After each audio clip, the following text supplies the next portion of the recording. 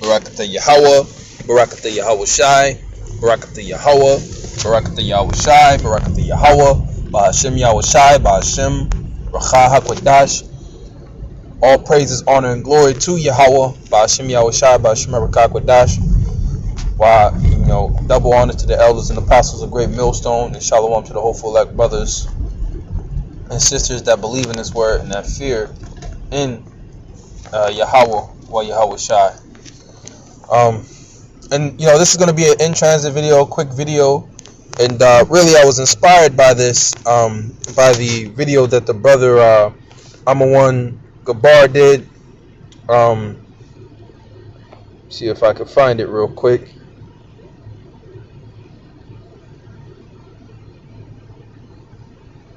Brother Amawan Gabar from the New York camp, which he entitled his video, I can't find it right now, but he entitled his video On the Run, and I'm just lamb backing off of this, and I guess I'll call this video On the Lamb, right? Now, that term On the Lamb means fleeing or being in flight or running away. And I got the etymology dictionary for the word lamb, right? Which, a lamb could be what? Well, this is a different spelling, which means it's a different word. But, also, hey, the Lord has likened us unto sheep. A lamb is a sheep. A defenseless cattle, man. So I'll go more into that, Lord willing, in this video. So the word for lamb here, it means flight, escape. And then in the times that we're coming in, some of us are going to have to take flight, all right, and escape. And the Lord is going to give us that ability, whether we actually leap into the air and fly through the air like a jet, or faster than a jet, and fly through the air, or whether we just run away, man, escape. All right, it's all going to be orchestrated by the Lord.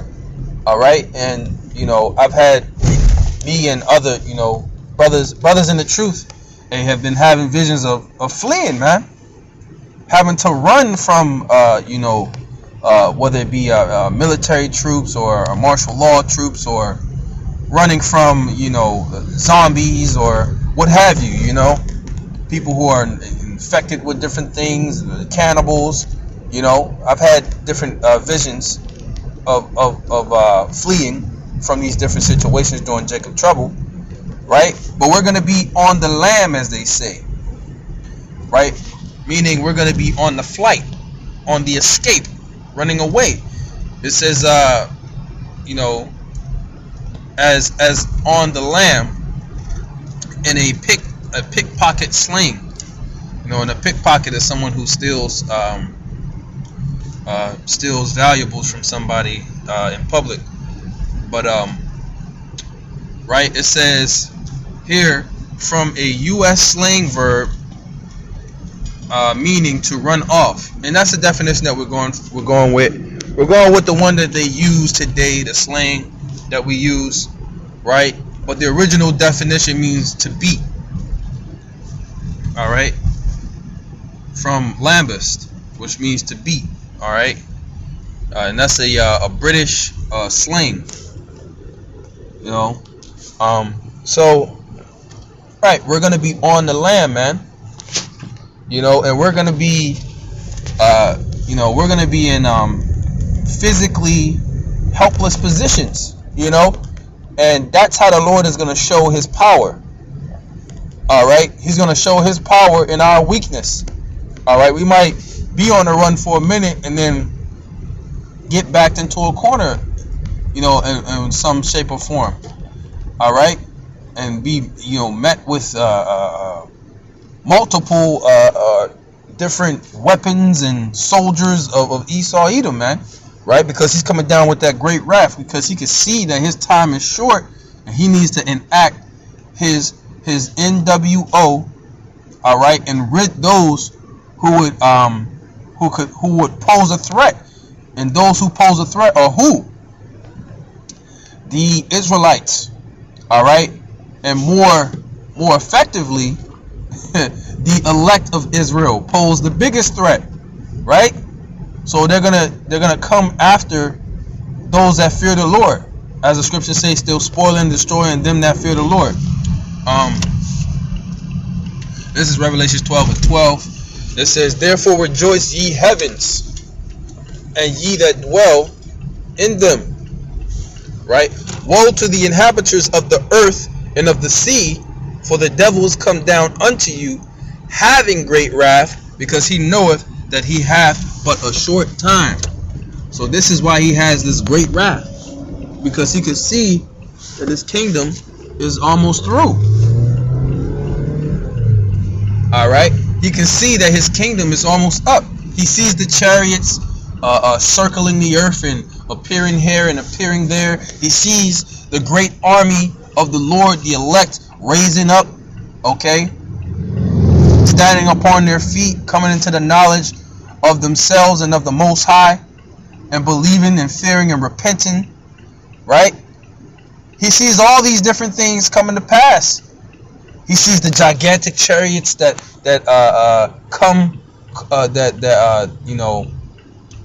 move toward the planet off the face of the sun, right? All these different things he sees, you know. He sees the Lord, starting to visit the earth. So he's going to come down with great wrath, with every ounce of force that he has to try and keep his kingdom. All right, to try and enact his NWO, but it's not going to work, right? And in this time, you're going to have the famine of the word, because what? You're going to have, hey, we're going to be on the run. We're going to be on the lam. The Lord is going to cause us to not prophesy anymore. We're not going to be out openly in the streets, right? We're going to be on the lam, like in the times of the Maccabees. They were on the lam. They were hiding out. It wasn't out there openly, unless the Lord would give them the power to subdue and to conquer their enemies, right? And the Lord's going to bring that power back too, man, that spiritual power, right? Let me get this, because I said what? We're going to be in some positions where it's going to, to the eye, to the bodily eye, is going to look hopeless. Right? But in the spirit, in faith, the Lord is going to show you his great power, man. Isaiah chapter 41:14. It says, "Fear not, thou worm Jacob." All right? Those that believe, okay? It's not just talking about any, Jacob is referring to Israel, the children of Israel. All right? It's not just talking about any Israelite, but those that believe in the Most High. The Most High is not going to defend those who don't believe. And you can read that in Sirach, the 2nd chapter.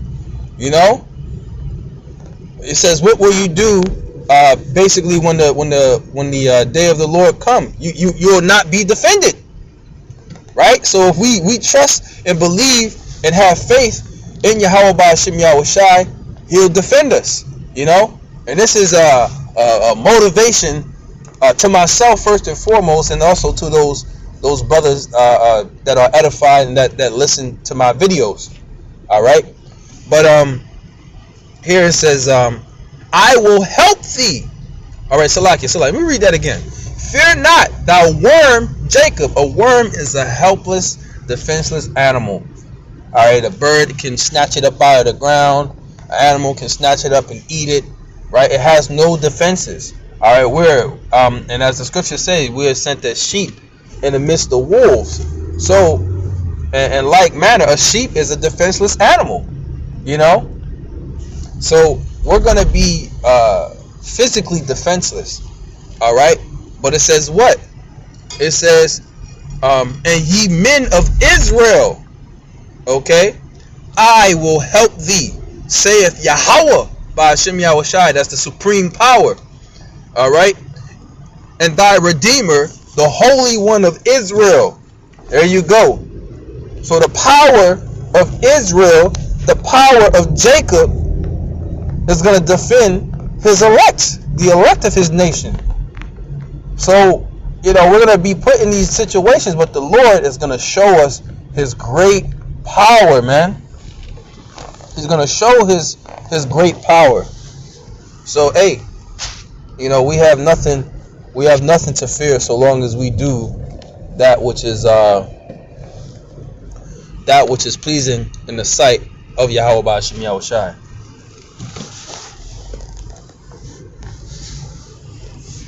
All right. I want to get another precept right here because I probably should have got this one first, right? But this is going to be us being on the lamb. So we're going to go down to verse 40. I got a little bit of time before I have to get some work in.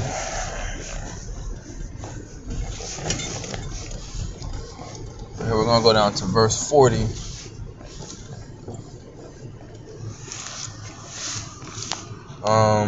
Salakia. I went past that point. But let's go down to verse 40. And let's get it, man. It says, O my people, make ye ready to thy battle. So this is a battle that we're coming into. We're already in the spiritual battle, but now the battle is going to increase in this time. The spiritual battle is going to increase in this time, man. We're going to be fighting, thoughts of doubt. We're going to be fighting our flesh, right? We're going to be fighting these different things within ourselves. Really, this flesh is a demon, man, right? We're going to have to fight our flesh, all right? We want and overcome it with the spirit, all right, in order to maintain our faith, man. Because we're going to be put in situations where the flesh is going to react very carnally, man. It's going to try to react.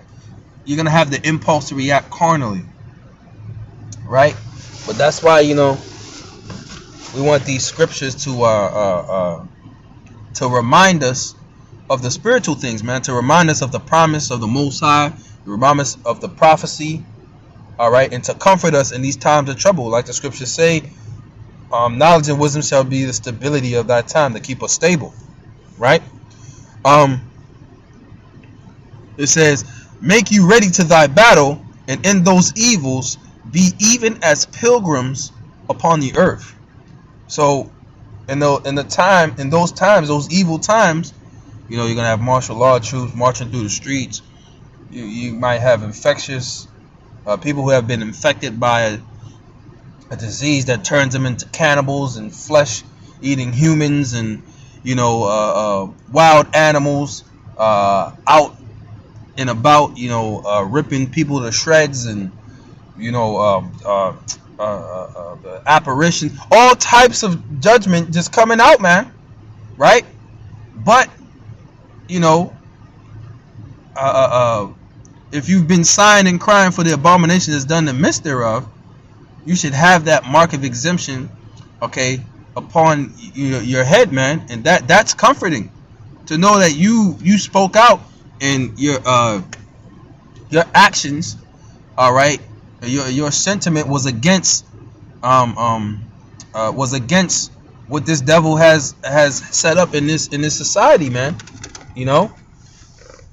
Right? The abominations, the wickedness, right? And that would what? Allot you a protection against these judgments, man. It says so we're gonna have to move to and fro, man. We're gonna be on the lamb, so to speak, right? It says, he that selleth, let him be as he that fleeth away, and he that buyeth as one that will lose, he that occupieth merchandise as he that hath no profit by it, and he that buildeth as he that shall not dwell therein.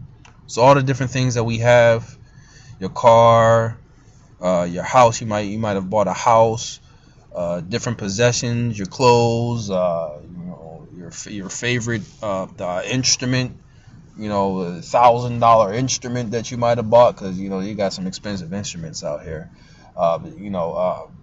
Just giving examples. Nice sofa, your brand new 70-inch, 80-inch flat screen TV, all these different things, man. You're gonna have to flee away. So it's like really you bought it to not use it. You might get a little bit of use out of it, but you bought it to not enjoy it, right? Because our goal is not to enjoy this kingdom that we're in. All right, we enjoy this place, then, or we receive our consolation in this place, then we won't seek for something better to come. That's what we're seeking for. Real quick, since I got that, and this is part of the hope that I pray the Lord have me to remember, and for the brothers and the sincere sisters out there, that the Lord recalls this to our mind in the time of trouble, right? We seek one to come, right? Remembering this, that all the hell that we're going through is so that we can achieve this, right? So lucky. Let me get a different one.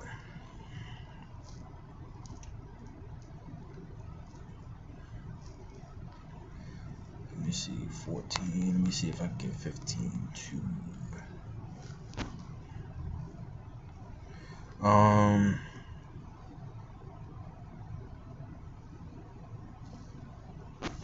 Right, so this is Hebrews chapter 12 verse 14. It says, "For here we have no continuing city." So that just proves the point that I made.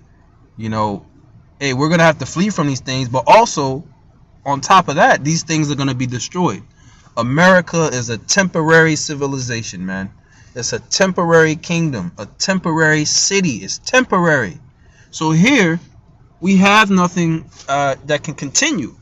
We don't have anything of permanence. It won't last forever. So it's very vain to build and try to accumulate wealth in a place that is not going to last forever. That's going to be destroyed. Right? So here we don't have a continuing city. It says, but we seek one to come, which is what? The kingdom of heaven. All right? The kingdom of Yashar Allah. Right? Starting with the Lord Yahushai.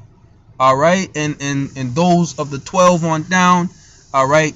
All right? In their order, the elect. All right? And then those that will be ruled over. Okay? Right? The kingdom of Israel. That's when we'll have a continuing city, and that's when we'll have peace. And that's what we're looking for. And that's when we'll experience complete, ultimate, perfect righteousness. Right? And that's really the precept I wanted to get. Let me put this. Where Salakia. We'll put where in dwelleth righteousness, right? Righteousness. Yes.